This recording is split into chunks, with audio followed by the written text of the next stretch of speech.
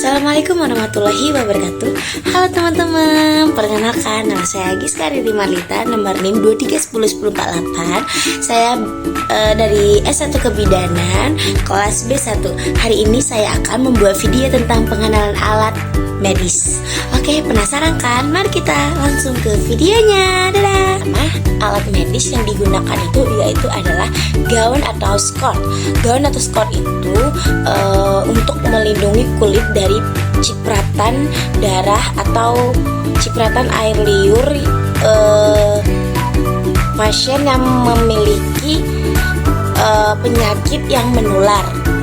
Dan juga apron. Apron itu untuk melindungi baju supaya tidak terkena cipratan secara langsung. Apron juga digunakan pada saat melakukan operasi. Dan begitu juga dengan gaun. Ada masker. Masker itu terdiri dari dua, yaitu ada masker medis dan juga ada masker N95. Sebenarnya ini manfaatnya sama, tetapi yang lebih efektif itu adalah masker N95. Jadi ini ada penutup kepala. Biasanya penutup kepala ini dipakai pada saat operasi. Karena kenapa? Rambut ini kan tidak steril. Jadi perlu dimasukin ke dalam penutup kepala itu pada saat operasi. Jadi ini ada kacamata atau Google.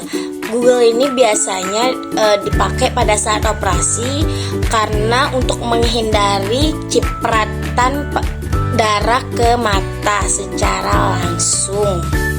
Yaitu ada sarung tangan, medis yang sering dipakai untuk operasi atau pemeriksaan fisik yang lain. Dan juga ini ada sarung tangan rumah tangga yang biasa dipakai untuk mensterilkan alat-alat atau membuang sampah bekas suntik-suntikan atau obat-obatan yang dipakai.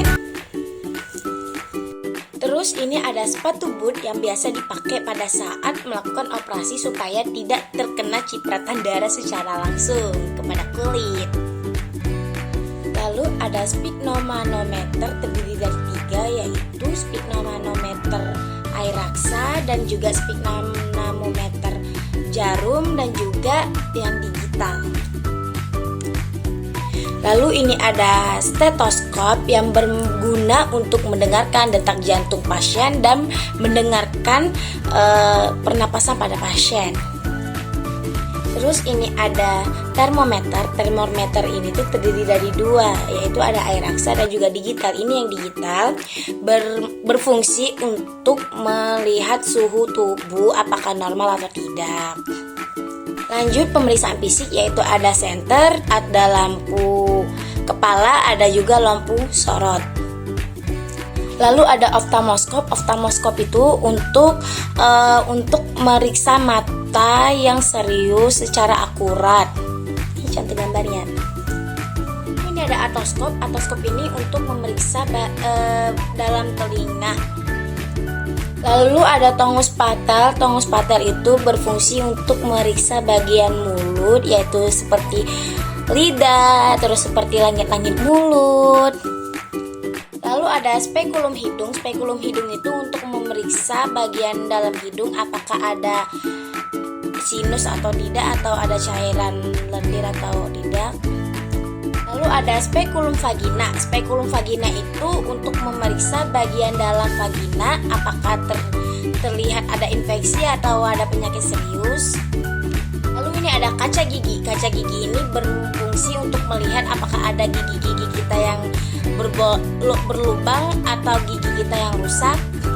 Lalu ada hemorefleks. Hemorefleks ini untuk melihat apakah reflekan pada patella kita atau dengkul, sering dibilang itu apakah berfungsi dengan baik atau tidak. Lalu ini ada timbangan. Ya, timbangan ini untuk melihat berat badan kita. Lalu ini ada mikrotoise. Mikrotoise ini berfungsi untuk melihat tinggi badan kita.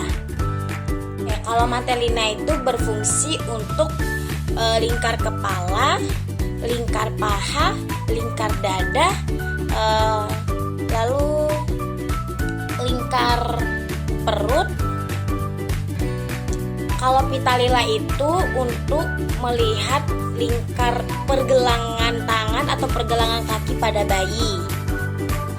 Ini ada Lindex dan Doppler. Lindex dan Doppler itu berfungsi untuk mendengar detak jantung bayi. Lalu ini ada jangka pinggul. Jangka pinggul ini berfungsi untuk melihat ukuran pinggul pada ibu hamil atau pada wanita, apakah tulang pinggulnya itu kecil atau tidak. Tapi sekarang sudah lebih efektif, ini benda ini sudah jarang dipakai. Terus kita ke pemenuhan kebutuhan. Pemenuhan kebutuhan itu yaitu ada tabung oksigen dan juga selang humodifer. Terus itu ada ciri-ciri selang oksigen yaitu ada kanul. Kanul itu tuh yang ada 2 lubang nanti dimasukin ke dalam hidung. Terus ada juga masker oksigen yaitu masker O2. Lalu di sini ada selang NGT. NGT itu yaitu selang yang dimasukin ke dalam hidung, dan juga ada selang OGT. Selang OGT itu yang dimasukin ke dalam mulut. Lalu di sini ada pispot. Pispot ini itu untuk menampung urin pasien yang tidak bisa bergerak. Lalu di sini ada urinal pot. Urinal pot ini juga sama seperti menampung urin tapi berbentuk pot. Jadi di sini ada kateter yaitu kateter Nalaton, dan juga ada kateter Foley, ada juga kateter logam yang berfungsi untuk pasien yang tidak bisa membuang urinnya ke kamar mandi, yaitu pasien seperti pasien lemah atau pasien yang tidak bisa bergerak, jadi dipasangi kateter. Lalu ada infuset dan infus transfuset. Kalau infuset itu biasanya yang kayak untuk infus dehidrasi gitu, atau kayak infus NaCl, terus dan infus lainnya. Kalau untuk transfuset itu seperti kayak itu tuh, transfuset itu ada saringannya gitu loh. Jadi kayak kalau untuk menyalurkan darah kayak donor darah gitu kan, itu perlu infus transfuset karena itu ada saringannya, karena darah itu perlu disaring dulu sebelum masuk ke dalam tubuh gitu. Lalu ada aboket. Aboket itu jarum yang akan masuk ke dalam vena. Itu ada berbagai macam ukuran. Semakin kecil ukurannya, semakin gede juga jarumnya. Kalau semakin tinggi ukurannya, semakin kecil jarumnya. Nah, ini ada tourniquet. Tourniquet ini untuk kayak kita pemasangan infus gitu. Nah, kan mau diliatin venanya kan. Ada yang beberapa orang tuh venanya tuh yang sulit kelihatan, jadi dipakai tourniquet itu. Ada juga tourniquet itu untuk pengambilan darah, jadi dipasang di sini lalu dikencangin lalu dicari venanya, nanti venanya timbul gitu. Jadi di sana. Lalu kita lanjut ke perawatan luka. Perawatan luka itu ada beberapa, yaitu alat-alatnya seperti ada gunting benang. Gunting benang itu ya untuk menggunting benang habis menjahit luka itu ya, digunting pakai gunting benang. Lalu ini ada gunting perban. Contoh gambarnya. Ini adalah gunting jaringan seperti ini contoh gambarnya. Lalu di sini ada gunting angkat jahitan. Ini ada pincel anatomis yang berguna untuk kayak kita lagi ngejahit gitu, benangnya itu dipegang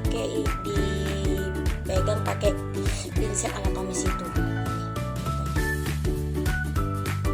Di sini ada pincel chirurgis. Pincel chirurgis ini tuh berguna untuk kayak kita mengambil kasa atau mengambil apa gitu ya. Lalu ini ada klem duk. Klem duk itu tuh kayak seluruh klem itu tuh berguna untuk menahan atau mengunci. Kayak misalnya kalau klem duk itu tuh pemasangan kateter, nanti tuh ditaruhin klem duk itu loh. Jadi kayak ketahan gitu. Jadi gampang gitu masangin kateternya. Juga ini ada klem arteri ya. Klem arteri ini untuk menahan juga. Ini ada klem Colher untuk menahan juga. Ini ada klem pemegang jarum ya. saat kita menjahit itu kan biar gampang, jadi dipakein klem pemegang jarum itu. Ini ada beberapa jarum, yaitu ada jarum kulit dan juga ada jarum otot. Karena kulit dan otot itu berbeda, jadi ini jarum kulit, ini jarum otot. Ini ada jenis-jenis benang, yaitu ada benang side. Benang side ini tuh tidak bisa menjadi daging, jadi harus dilepas. Dan juga ada benang plain catgut. Benang plain catgut ini tuh terbuat dari bulu domba, jadi dia bisa kayak nanti dia jadi daging gitu. Dan juga sama seperti chromik catgut. Chromik catgut itu ya nanti dia menjadi daging juga, jadi nggak perlu dilepas-lepas. Lalu di sini ada bengkok. Bengkok itu untuk menaruh alat-alat yang tidak steril lagi, ya seperti jarum suntik atau kasa atau yang lain-lain. Lalu di sini ada korentang. Korentang itu untuk mengambil alat-alat supaya steril. Ini juga ada skalpel. Skalpel itu ada gagang pisau. Ini contohnya, guys. Ini ada pisau, yaitu pisau atau mes. Ini contohnya untuk bedah. Gimana teman-teman, udah tahu kan alat-alat medis apa aja? Dari saya, kalau ada salah kata, ada salah penyebutan, saya mohon maaf. Saya akhiri. Wassalamualaikum warahmatullahi wabarakatuh. Selamat belajar teman-teman, bye bye.